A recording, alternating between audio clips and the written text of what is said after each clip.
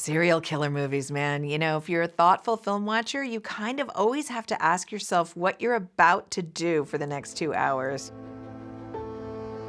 Because there's always a kind of seesawing back and forth between titillation and guilt and horror, and you're opening yourself up to some sort of queasy stuff by participating in even watching a serial killer movie.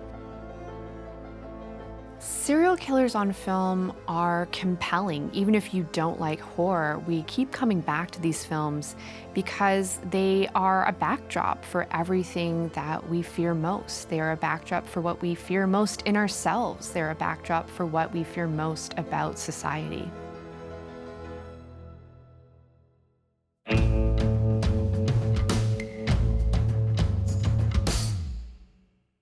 American Psycho links being a serial killer to the kind of rapacious capitalism of the Reagan era. These businessmen who don't care about people are just the same as the killers who dehumanize them.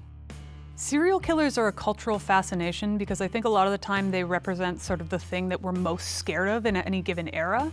And Patrick Bateman is absolutely the most 80s version of a serial killer. Can you imagine if Leonardo DiCaprio had been in this role, which is what, they really wanted to get? It's called The Wolf of Wall Street. But like in American Psycho, I don't think it would work because Leonardo DiCaprio would have been so real, while Christian Bale, he's like goofy, he's mugging, and he's the kind of like center point that everything revolves around. If his performance wasn't at that kind of iconic, quotable level, the rest of the movie would collapse in on itself. He's disconnected as a human being, but he knows how he should present. And he's also letting people know who he is.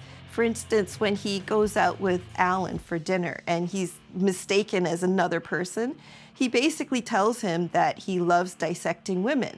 There's quite a few moments where he's telling people who he is, and they don't believe him because he presents as this, rich white man who has everything going for him. So, it's absurd to think that he's gonna want to kill someone. Tonight, I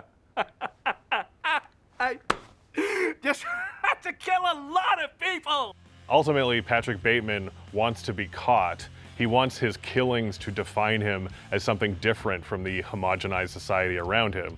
But the ultimate punishment is no one cares. No one thinks he's any different. He can kill as many people as he wants, and it doesn't matter.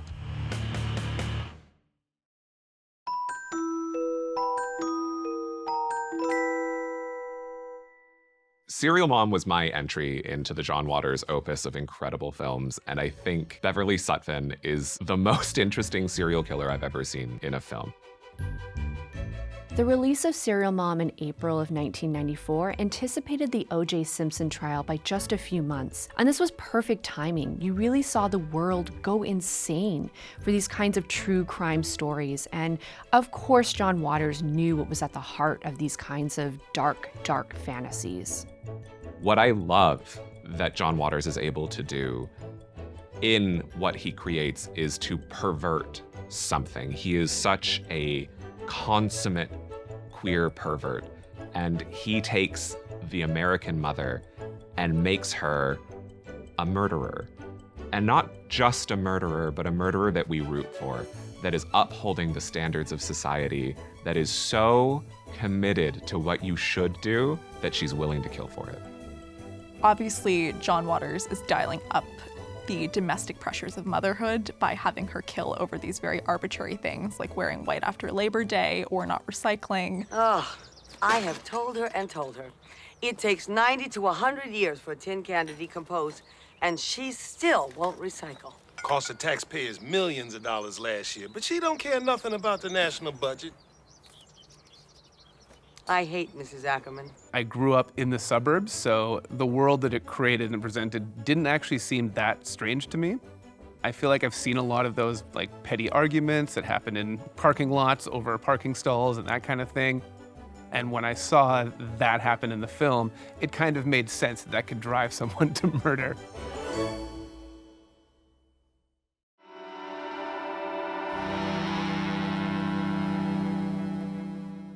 William Friedkin keeps making movies in this period about gay men dealing with their self-hate issues, just in different genres. So Boys in the Band, The Exorcist, and Cruising is the other one. Cruising is about a cop who slowly comes to realize gay people are human beings as he pretends to be a gay person to catch a killer who is operating in the 1980s gay S&M scene.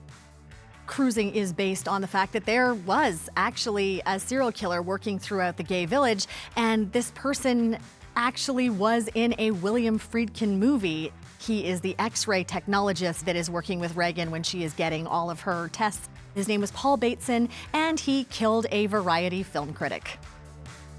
While in prison, where he was visited by William Friedkin, who was then doing research for Cruising, he confessed that he was the one responsible for all of the murders that took place in New York. So there you have William Friedkin possibly interviewing the very killer that he based his movie on.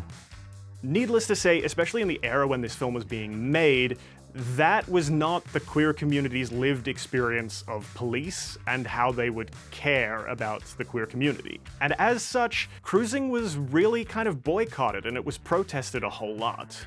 The flip side of this is that because this film was actually sort of shooting in gay BDSM clubs in New York and utilized a bunch of queer extras in that scene, with the oncoming AIDS epidemic, the film has really kind of been reclaimed by the queer community now, less for its plot and its storyline, and more for the fact that it really is a time capsule of a population that would no longer exist in the next couple of years. The film has this strange way that being a murderer and being gay seem to be cutting and intercutting with each other. It seems to be an infection that is sort of affecting Pacino in the film as it goes. I don't know. It's just things happening to me, you know? I don't know that I can handle it. It's not clear at the end if we're meant to understand he's gay now or he's a serial killer now or which of those things was always true.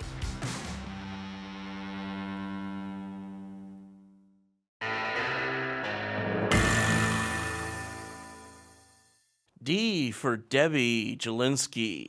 We have the Addams Family values. Everybody's back. The whole cast is back. Barry Sonnenfeld is directing again. And we have a new Addams Family member, Pubert. So now Morticia and Gomez are stuck with the dilemma, who's going to take care of all these kids? So they're going to need a babysitter. Oh, I just adore little babies. I just want to grab them and squeeze them till there's not a breath left in their tiny little bodies. Hello, Pubert. I love you. Joan Cusack has a lot of iconic roles, but I'm gonna go on record saying that Debbie Jelinski is absolutely, without question, her best role. Debbie plays on a lot of the stereotypes of serial killers. So there's the idea of having a tragic backstory, a sort of thing that you are trying to achieve, a hole you're trying to fill. And the perfect satire of Debbie is that the hole she's trying to fill is that she didn't get the right Barbie. And that is such a brilliant and hilarious take on the sort of dark backstory that so many fictional serial killers have. We see it time and time again that a serial killer in a movie is sort of stuck in their adolescence. And that is absolutely the definition of Debbie Jelinski. She is still that 10-year-old girl who didn't get her ballerina Barbie.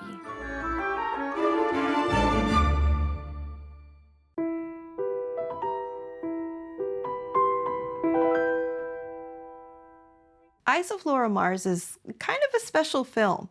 It involves the fashion world in the late 70s and a serial killer.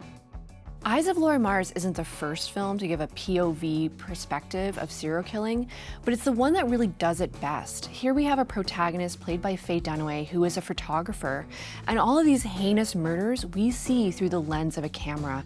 It's very, very meta for voyeurism and watching horror films like this. It's basically 1978 in movie form. Those great scenes of Faye Dunaway shooting fashion photographs in Columbus Circle with fountains and wind machines and burning cars and models in fur coats and lingerie, and the New York grittiness that was happening at the time. And so all of that is just in the production design itself that really sets you up for the kind of serial killing that's about to happen. And there's a lot of ambiguity about whether these are hallucinations or dreams or prophecies, how it is possible that she's sharing a kind of psychic space or point of view with whoever's committing these crimes, on top of which the serial killer's identity is vague for most of the movie, and we are even allowed the possibility that she is herself the killer. Ultimately, like a lot of serial killer movies, the killer in Eyes of Laura Mars has a multiple personality. One side that hates violence, hates what Laura Mars does, and one side that loves it. And in the end, that side says, I'm the one you want. He knows that the violent side of him is what attracts Laura Mars.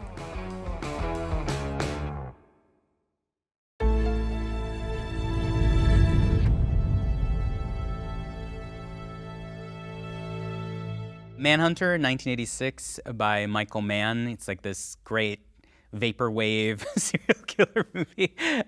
Gives you Brian Cox as Hannibal Lecter and Tom Noonan as Francis Dollarhide, the Tooth Fairy, the Great Red Dragon. Francis Dollarhide, like most of Thomas Harris's creations, is inspired by a real serial killer. In this case, it's the BTK killer. What makes Francis Dollarhide and the BTK killer similar, beyond their crimes, which are total family kills, is this idea that the BTK killer said he was driven by something called Factor X, this supernatural force that connected him to all serial killers. In Manhunter, you see that as the Great Red Dragon, something beyond, something that Francis Dollarhide thinks connects him to Hannibal Lecter, and that's why he reaches out to him. You really get to see kind of how he lives his life outside of just him being a serial killer. It's not there to empathize with him, but it is kind of there to just show his daily activities. He manages to go on a date with a blind woman, and I was so impressed by where he takes her, to the zoo and to a tiger asleep. I think that scene where her hands are caressing the mouth of the tiger and the teeth is just a perfect poem in the cinematic form, showing what danger she is in. It makes it so much scarier that you get to see this person as a human being and not just this root of all evil serial killer. What's brilliant about Manhunter is that there are moments that you can actually feel sad for him, but then you remember how dangerous he is. And that is great storytelling.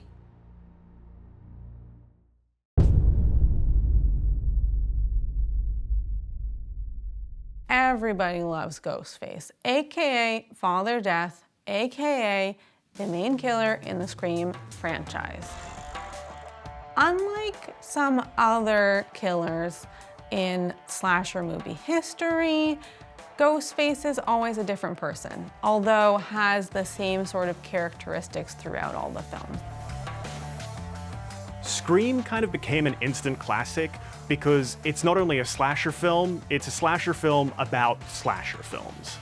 And of course you have the iconic ghost-faced killer, obviously the mask inspired by Edward Munch's The Scream, running around killing people, but in the opening scene murdering Drew Barrymore because she doesn't sufficiently understand how a slasher film works. Do you have a boyfriend?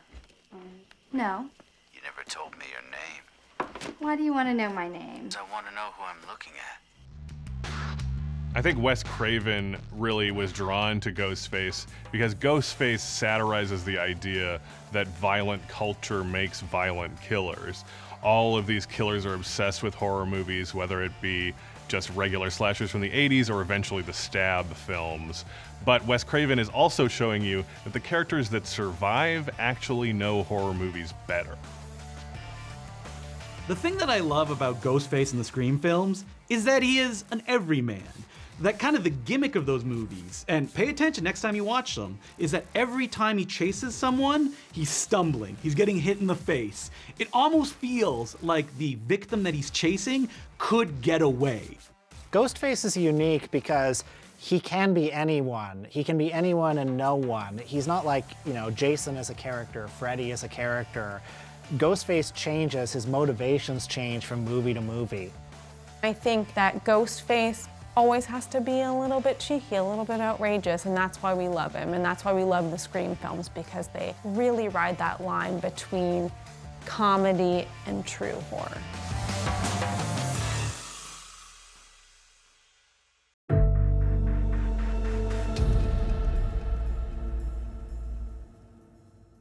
When director John McNaughton first turned in his cut of Henry, Portrait of a Serial Killer, the producer was aghast. This was not the portrait of a serial killer that he had expected. The producer was expecting essentially what was supposed to be a slasher movie that was very popular at the time in the mid-1980s. And instead, what Henry, Portrait of a Serial Killer is about is probably one of the most sort of relentlessly grim and authentic portraits of a serial killer and his psychology that has ever been turned into a film, either sort of before or since. It's based on real killers, Henry Lee Lucas and Otis Toole, and it's something that John McNaughton kind of came up with, moving himself away from documentary filmmaking. In this, you are basically taken on a joyride with these serial killers. It feels like you're being held hostage. It feels like you couldn't escape if you wanted to, and you have to just kind of sit there like a fly on the wall and watch these horrible things happen.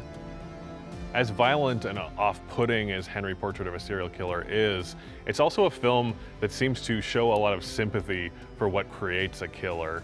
You hear a lot about sexual abuse, child abuse, people falling through the cracks. Henry seems to be illiterate. You can't help but feel some sympathy for these people who are really on the margins of society.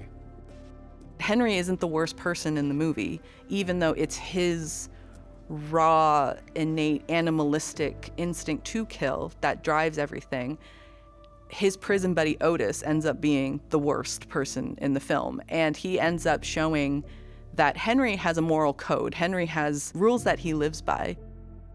It's very raw, it feels authentic. It makes the whole aspect chilling because Henry could be anywhere. The nature of how he operates, that's what makes it a really disturbing film.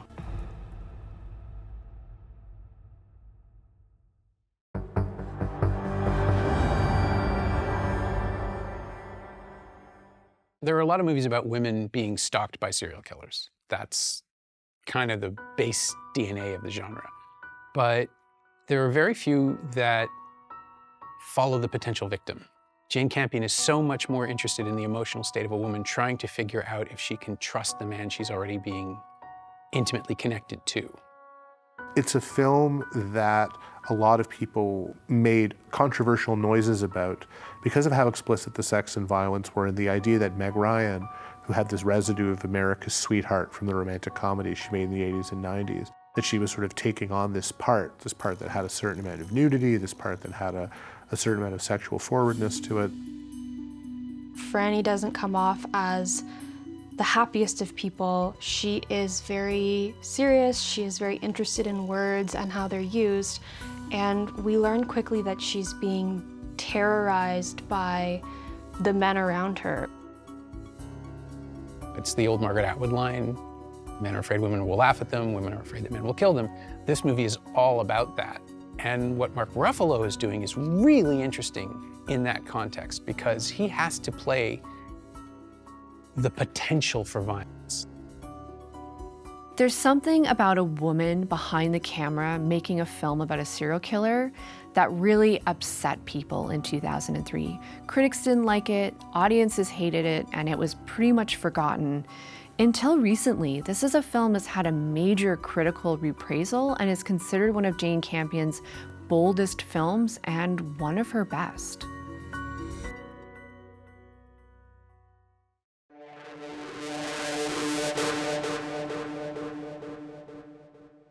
John Kramer, also known as Jigsaw, is particularly interesting because he never actually kills anyone himself. It's one of the few serial killers that sets up such elaborate traps that he's never really responsible for the murder physically. He is responsible in that he puts them in unwinnable scenarios, but he thinks of himself as a good guy that's just giving them opportunities to fight for life. An amazing fact about you, Justin, is that you saw every Saw movie in one day. Yeah, me and my friends challenged each other to watch all the Saw movies in one day. And what we discovered was that it's not the traps or the gore of Saw that's fascinating. It is the incredibly convoluted storytelling.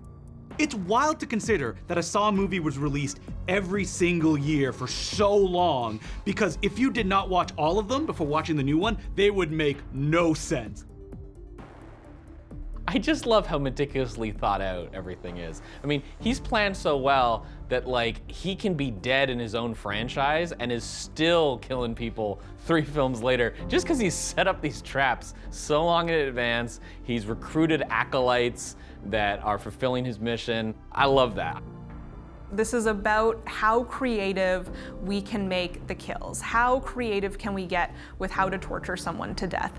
And if you're not into that, you're not going to be into that. But I think for horror fans who can appreciate just the elaborateness of what Jigsaw and what all of the killers in these movies are setting up, you know, turning it into a game, I think it's so extreme and it's so visceral and upsetting, and the film is just buckets and buckets of fake blood. When you get on board with something like that, it just becomes kind of almost like the spectacle, and the indulgence of it becomes the attraction itself. I just like the commitment Jigsaw has. In the first movie, he spends the whole movie lying on the ground, waiting for the rest of the movie to play out, so that he can just be like, ah, gotcha guys, game over. You know, Michael Myers wouldn't do that. Freddy Krueger wouldn't do that. They don't have the patience. I love that Jigsaw is the most patient guy in the business.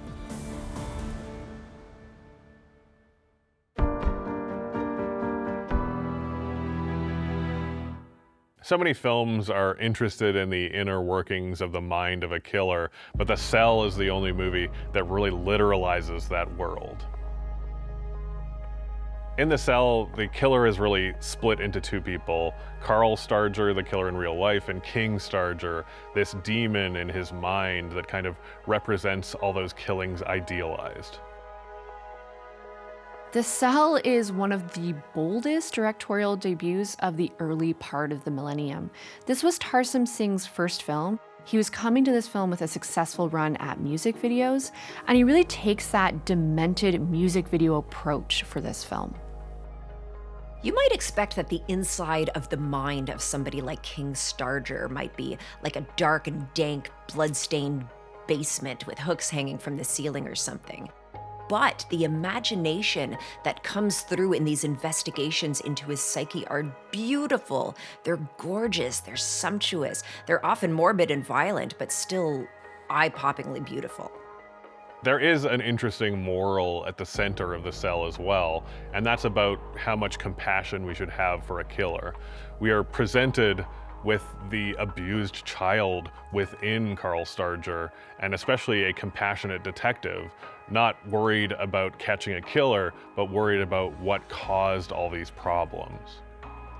Vincent D'Onofrio has played more than his share of psychopaths. This is really picking up on the character he played in Full Metal Jacket and adding an element of perversion and murder.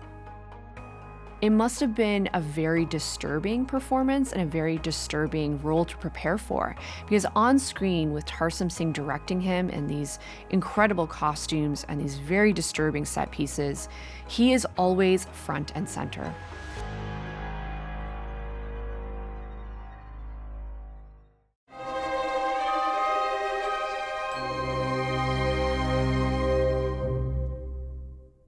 One of the reasons why Hannibal Lecter stands out amongst serial killers is because of director Jonathan Demme. Demme is really known for his empathy towards characters, and with Lecter he said that he thought that he was a good man and a kind man trapped in an insane mind, and that is really what Anthony Hopkins put into his performance. He plays Hannibal Lecter as this kind of erudite, sophisticated, sinister, slightly all-knowing, oddly endearing kind of father figure. You were doing fine. You had been courteous and receptive to courtesy. You had established trust with the embarrassing truth about Miggs. And now this ham-handed segue into your questionnaire. It won't do. He's this perfect sort of Freudian, interrogator for Starling. You never get a sense that he means much threat to her. You get a sense to some extent that he's more bemused by the world than angry about it. He's a perfectly literary creation, and I think a really terrible influence on the last 30 years of horror movies because everyone tries to replicate him. Silence of the Lambs features these incredible monologues, and they're these monologues that fill up the entire screen. All you can see, the entire screen is filled by his face while he's looking directly into the camera and giving these long speeches. There's something about Anthony Hopkins' cadence in that it's so terrifying, and it really just locks you into his insanity. It's funny that everybody loves Hannibal Lecter because, he is a killer. He is a cannibal, and, he is out for himself, and yet I guess he's so intelligent and he's so smart that you kind of can't help but love him.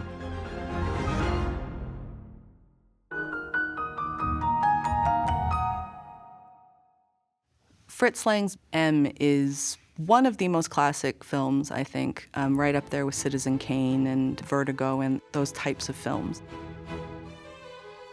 This was Fritz Lang's first sound film, and one thing I think is really impressive about Fritz Lang, even though he's obviously a genius, is that he's very, very restrained in how much sound he uses. When he does incorporate sound, it's very, very minimal. In a masterful way, Fritz Lang uses sound to create the character and imply the presence of the character outside of the frame without portraying him on screen. And that's used through Peter Lorre's whistling of Edvard Grieg's Hall of the Mountain King.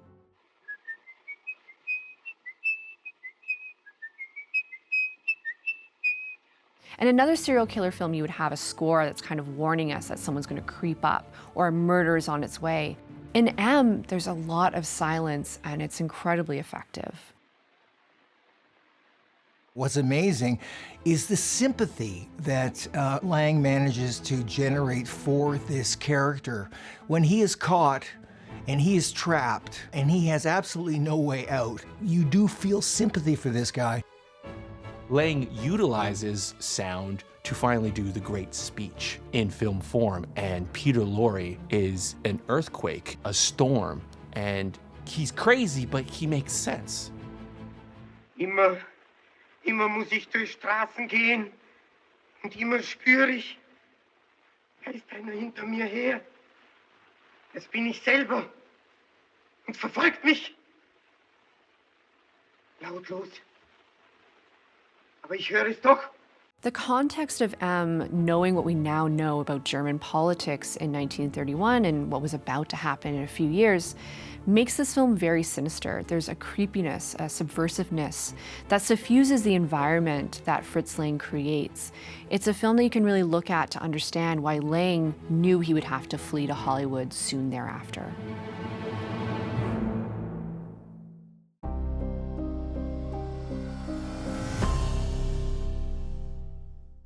Like a lot of movie killers, Norman Bates is inspired by the very high-profile mid-century serial killer Ed Gein, and especially his morbid obsession with his mother.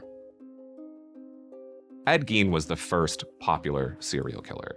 He became of social note very early and kind of set the stage for what has become the true crime obsessions and the ways that we fixate on these almost famous murderers. And the pieces they pick from his story for Psycho are so resonant and terrifying in the character of Norman Bates. His obsession with his mother, his keeping her body around while hearing her in everything he does, the ways that he caters to the projected needs of this absent and abusive person, make a terrifying background to what unsuspecting victims walk into when they go to the Bates Motel.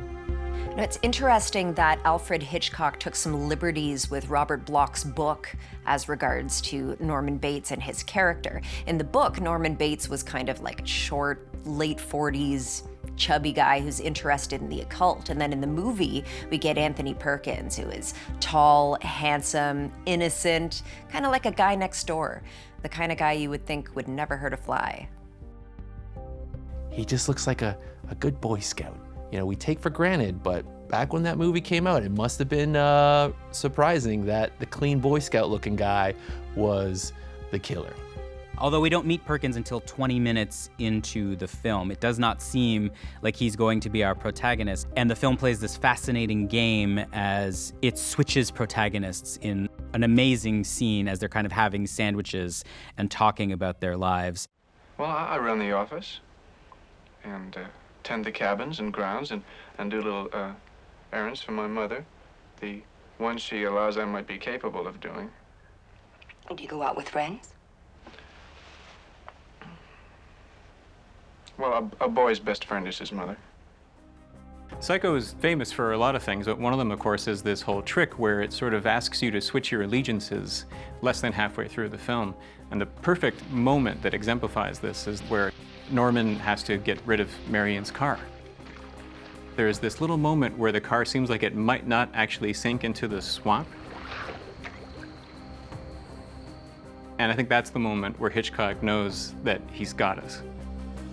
You want the bathroom to be cleaned up, you want the blood to be scrubbed up, you want the car to disappear into the swamp.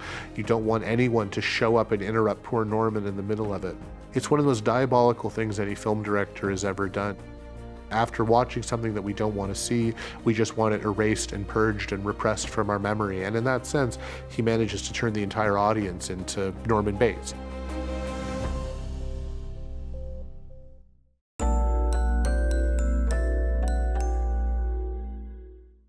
One of the most underrated and most outrageous serial killer movies is 1997's Office Killer.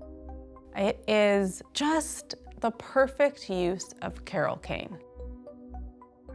Office Killer is the only feature film from photographer Cindy Sherman, and to understand the film, I think you need to understand her work as a whole. She is obsessed with images of women, archetypes of women, often from B-movies and media, and I think this film is her kind of trying to process the idea of a woman killer.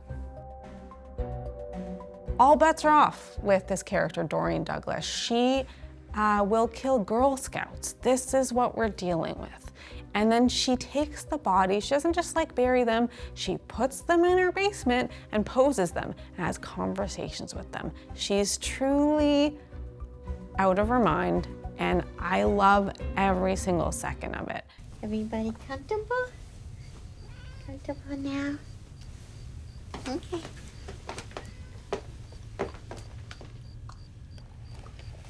This is just like old times.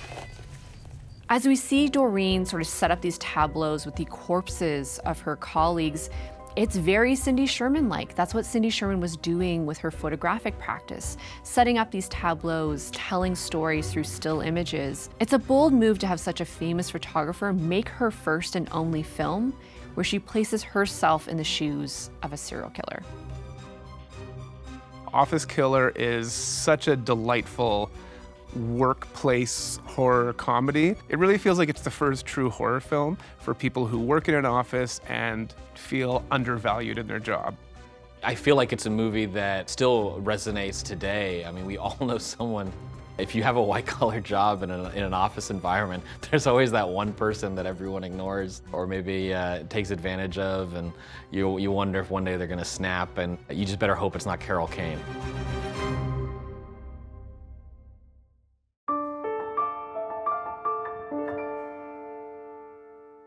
Perfume, the story of a murderer, based on the German horror fantasy novel by Patrick Süskind. I remember reading this in high school because I heard that Perfume was actually the favorite novel of Kurt Cobain from Nirvana, and I actually really enjoyed this book. It explores this whole olfactory world of scent. Jean-Baptiste Granuel is a character who has no odor or scent himself, yet he's obsessed with capturing the scents of others, even if it means killing them. Granui is a very detached person. He kind of doesn't understand emotions, and he's just obsessed with creating this perfect scent. And kind of by accident, he finds that scent on red-headed women, and especially finds that killing them preserves the scent.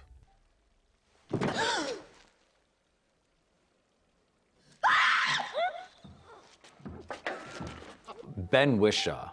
We never saw this guy before, right? He came out of nowhere, and he's very meek. He's very, his head's down. He seems like the most nervous guy in the room always, and that works so well for a serial killer because it's like this guy who just you don't see coming. He's the guy you don't expect anything from, and he's the one that you should be paying attention to, but he could just totally be invisible. There's a cultural shift in what we see as the serial killer that occurs in the 90s with The Silence of the Lambs, where we get the genius that can hunt, the predator that is better than, smarter than, and cultured. And I think that seed developed into the representation of Ben Whishaw's character in Perfume, where we have this savant, this hyper-talented and high-class representation of a murderer. An interesting thing you're confronted with in Perfume is Granui is correct. The scent he creates can absolutely control people. It's incredibly powerful, but in the end, it actually doesn't change him. He is not whole even when he finally achieves his goal.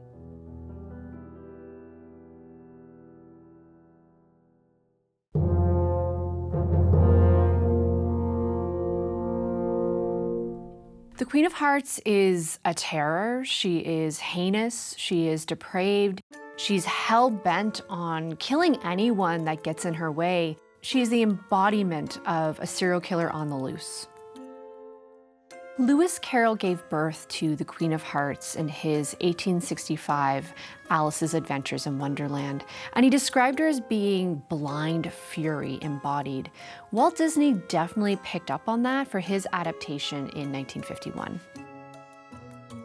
In Tim Burton's remake of Alice in Wonderland, I kind of like the design of the Queen of Hearts. Wait, you like something from Tim Burton's Alice in Wonderland? I know. Don't make fun of me. I kind of like that her head is so huge on that tiny body. I think it's nifty. I think it's neat. She's also representative in all of the movie adaptations as kind of a governmental body that there is no logic applied to any of the decisions that she makes. And by giving her a big head, it almost turns her into a caricature of herself. Off with their heads, One of the films that Tim Burton had Helena Bonham Carter watch to play this role was Mommy Dearest. Her take on the character leans a bit more into the idea that in addition to being cruel and short-tempered and all the obvious things that we know and associate this character with, she's also very insecure and jealous. There is like a pomposity to the character that's sort of lampooned, this over-the-top sort of aristocratic, I'm better than you. It's always played so well by Helena Bonham Carter. She always has this great holier-than-thou attitude that I think is like a good, approachable, scary for kids to go, hey, people who act like that, stay away from those people.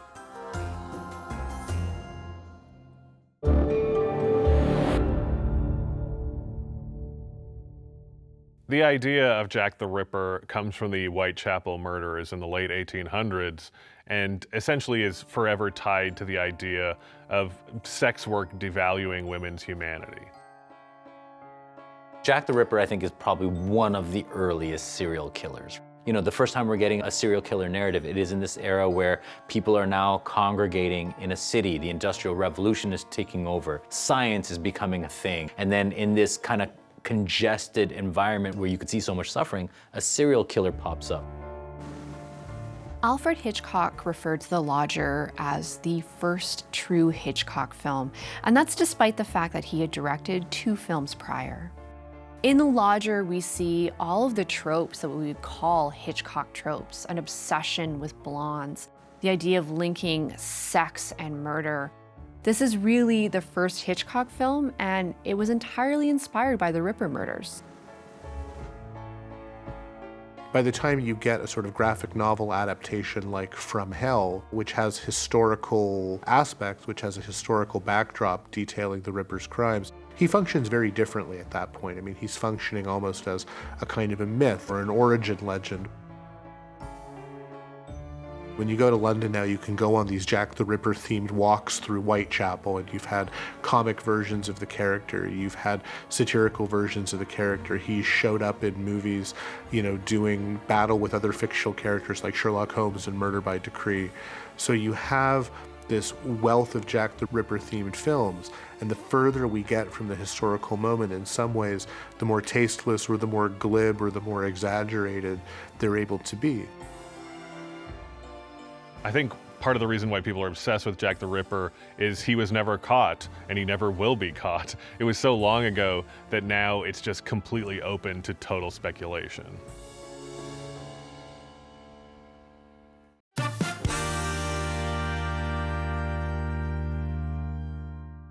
Summer of Sam is Spike Lee's take on the infamous David Berkowitz series of killings that occurred in the 70s. Essentially, taking the moniker Son of Sam, he was terrorizing New York for a period of time, and the cops weren't able to get him.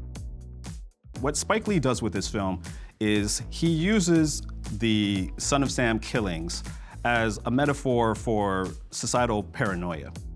Summer of Sam might be one of Spike Lee's best movies because it's a movie where it's messy. You get a lot of his ideas of what New York City is. It's not contained.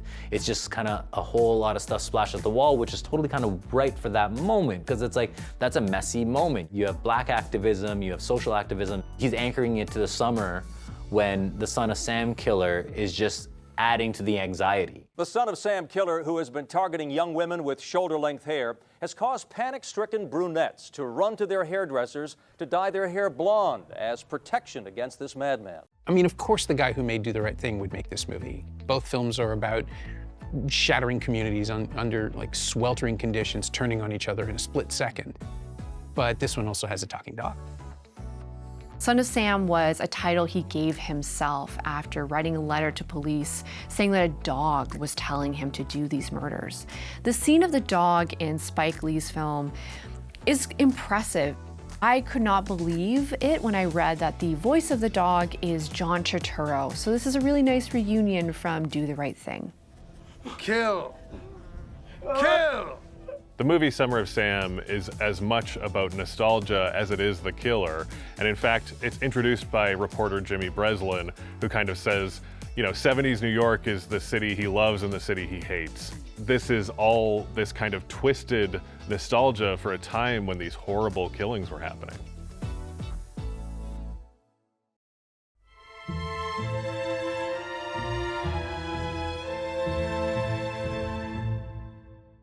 Well, obviously the fun thing about Basic Instinct is that it's a Joe Esterhaus script, which means that there is no subtext and there is no twist and there's like, it's her. Of course it's her. It's her the whole time. Sharon Stone's performance is telling you that it's her. She wrote a book about how it's her. And the fun of Sharon Stone in Basic Instinct is that she is getting away with it and she knows it. She comes in and makes this thing her own. She moves like a cat. She's gazing back at everybody all the time. She's daring you to look away from her. Her clothes are constantly falling off her body. You can tell they cost $1 billion and she wears them like they're nothing. She is a person who seizes control of this movie. The Catherine Trammell character is so perfectly played by Stone, who had never had a big star role before, but was also not, you know, in her early 20s or an up-and-comer when she got it. She's just mature enough, just experienced enough, and in her way, just kind of old-school glamorous enough to make this part work. It's almost like she's a Hitchcock blonde, but instead of being a victim or instead of being, you know, the one who's going to step into the shower, she's the one who's going to stab, you know, the hell out of anybody who gets within 5 feet of her, including Michael Douglas. Did you kill Mr. Boz, Miss Trammell? I'd have to be pretty stupid to write a book about killing and then kill somebody the way I described it in my book. I'd be announcing myself as the killer. I'm not stupid. We know you're not stupid, Miss Trammell. Maybe that's what you're counting on to get you off the hook. Writing the book gives you an alibi. Yes, it does, doesn't it? I think one of the reasons Basic Instinct works so well is that Michael Douglas plays kind of an idiot, which he's really good at. Whereas Catherine is so smart What is she doing here? Like, by recreating the femme fatale character, she's preying on the fears of men. So Basic Instinct took that trope and it let her control the narrative, right? Like, she's the one who wins in the end. Like, she puts on a performance of victimization to lure this guy in, but she still has the ice pick. It's like a perfectly made movie. It's so fantastically satisfying. And Verhoeven has said many times it would not be the movie that it is without Stone's performance, which is just tonally so perfect and so poised. And Catherine Trammell really is one for the ages.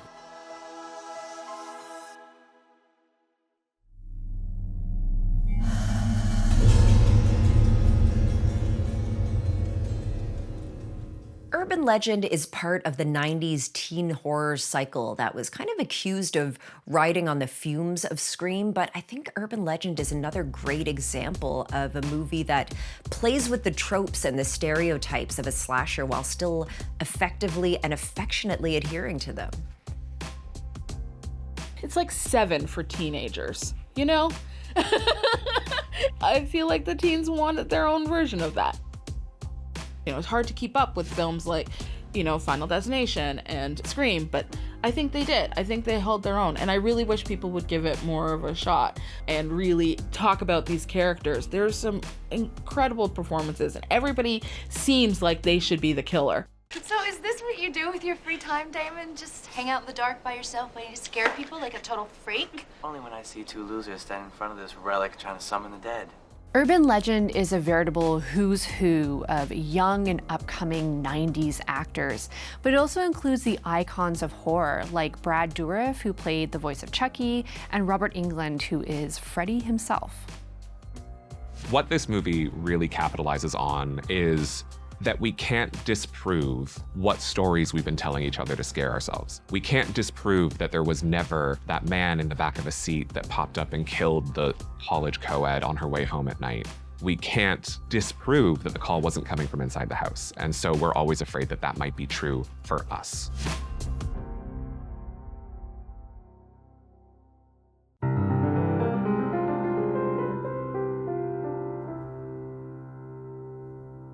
Monsieur Verdoux was probably the most controversial film that Charlie Chaplin ever directed. In 1947, it was the worst possible movie he could have made. He was vilified in the press for his politics as well as for his personal life, and so he took this moment to make a movie where he played a serial killer who murders wealthy widows for their money. Charlie Chaplin was the king of physical gags, but he also knew raw and rote emotion, and that's really the key to Monsieur Verdoux's comedy. There's a lot of slapstick in Monsieur Verdoux. I love when he falls out of the window.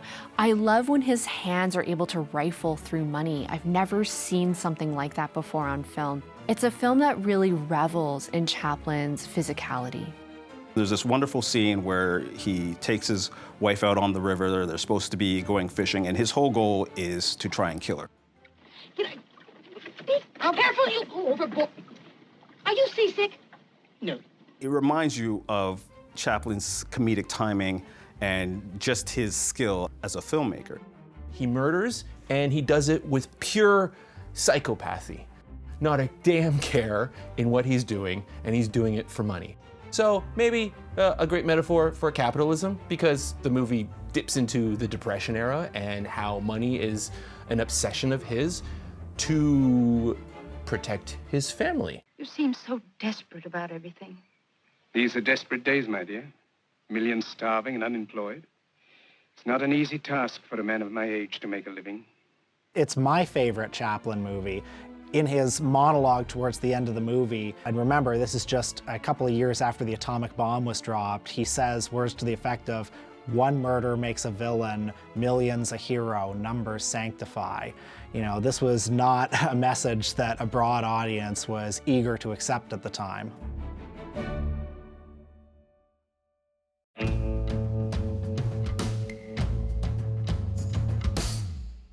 Eileen Wuornos is sort of a very interesting story because Monster was billed as America's first female serial killer, which seems weirdly proud of itself. Monster came out in 2003, and the real-life killer that it's based on, Aileen Wuornos, was executed just a year prior, so it was very fresh in the minds of audiences. We see in serial killer films sex workers, female sex workers, as victims all the time, and Monster reverses that power dynamic. What I find so remarkable about Charlize Theron's performance is her uncanny ability to portray Eileen's mood swings. You really feel like this person could flip on a dime and that they're really not in control of their mental state. So you could go on thinking that people are good and kind, and that should make sense, you know? Because I love that about you, Sil, but I can't. No, I don't want to hear this, Lee. I know, but you need to. We can be as different as we want to be, but you can't kill people. Says who? There is a cultural and sociological drive behind all of this. The violence, the entire existence of people in the sex work industry who live under constant threat of violence. But here is a person who, in her own words, saw that as license to fight her way out in the most violent way, and then eventually decided that everybody kind of deserved to be dispatched because it was getting her what she wanted. What most films about Aileen Wuornos struggle with is that you want to be sympathetic. This is somebody who is totally failed by the system. There's no question of that. But at the same time, she committed these heinous crimes. And I think Patty Jenkins' film tries to balance, she especially does with the victim played by Scott Wilson, somebody who's just totally normal, and it's completely heartbreaking when he dies. But it's just trying to balance this portrait of a killer who we also know society failed.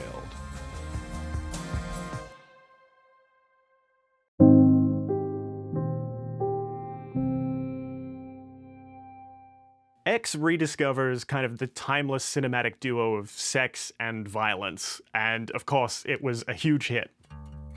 Following the crew of a 1970s porno film as they rent the wrong barn and are subsequently kind of hunted down by the elderly couple that own the property, it's thrilling and it's interesting, mainly for the nuances in the performance.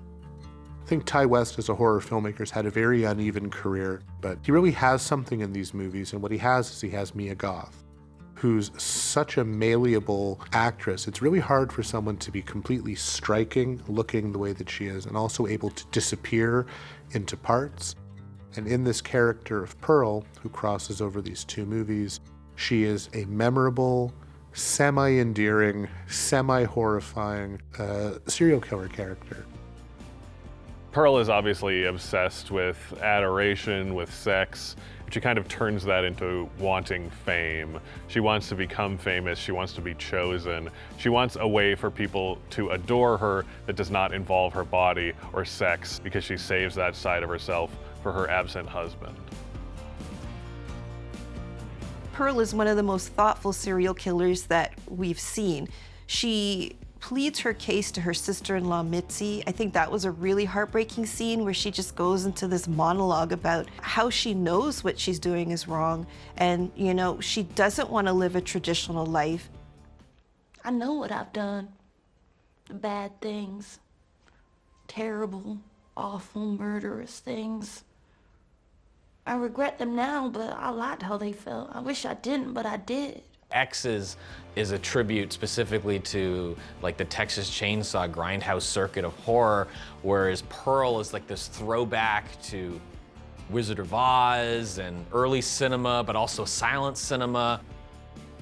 This is one of the few times you can actually feel sympathy towards a serial killer, because Pearl will honestly break your heart.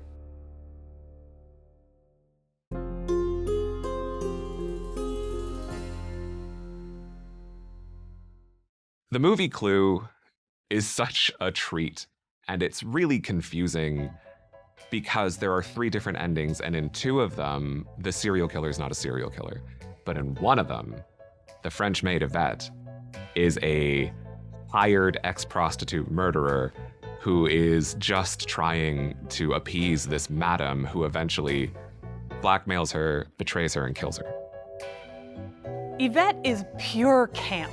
The idea of the sexy French maid is just one of the biggest, silliest characters you can play, and they played that up to the best possible degree, where you kind of didn't expect it could ever be her, but then when you find out it's her, it's like, well, yeah, of course it is. What choice have we? None. I suppose you're right. Bon, d'accord. But it is dark upstairs and I am frightened of the dark. Will anyone go with me? I will. I will. No, thank you.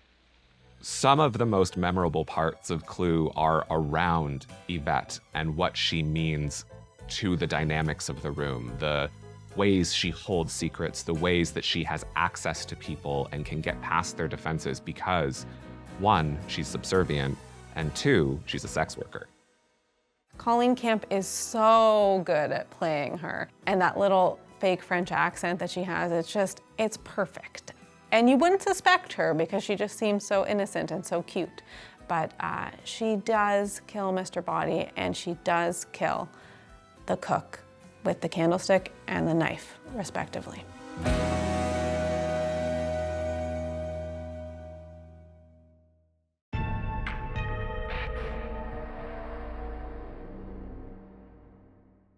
David Fincher's Zodiac is one of those movies that's somehow bigger on the inside than it is on the outside. It's about so many things, to the point that the serial killer known as the Zodiac Killer, who preyed in different parts of Southern California from late 1960s, potentially all the way through the 70s and 80s, doesn't become an afterthought, but does sort of function more as a structuring absence or as this ephemeral presence. The fact that Zodiac taunted the press, taunted the police, sent them codes in order for them to decipher, really seemed to enjoy being a serial killer and being that elusive and having that kind of attention. That sort of ego as part of the serial killer's character is nothing new. But what's interesting about the film is it focuses on the open-ended nature of this investigation. The guy stole his logo off a watch. I've been somebody who's killed 13 people. He claims he's killed 13 people, but which ones can we actually confirm? There's 3 in Vallejo, 1 in Berryessa, the cabbie, that's it. Bobby, you almost look disappointed. The only thing that they're fixated on is solving this murder that seemingly nobody else cares about anymore. And it's just such a fascinating way to portray this case that just went on for years and years. And in David Fincher's case, like, he knows how to dig into the psychological aspect of that. You never really meet the killer, you never know completely who he is, but you know the people that are directly affected by these murders. Zodiac is a phenomenal example, a kind of visionary example of true crime filmmaking. To narrow it down to being a serial killer movie is almost a disservice, but it's haunted by the Zodiac and his crimes and his style and his worldview to the point where not only do I think it is a serial killer film, I think it might be the greatest of all of them. Whether the serial killer is the center of a movie or lurking around on the periphery or maybe even just existing in real life, it's always something that drives a movie and makes audiences want more.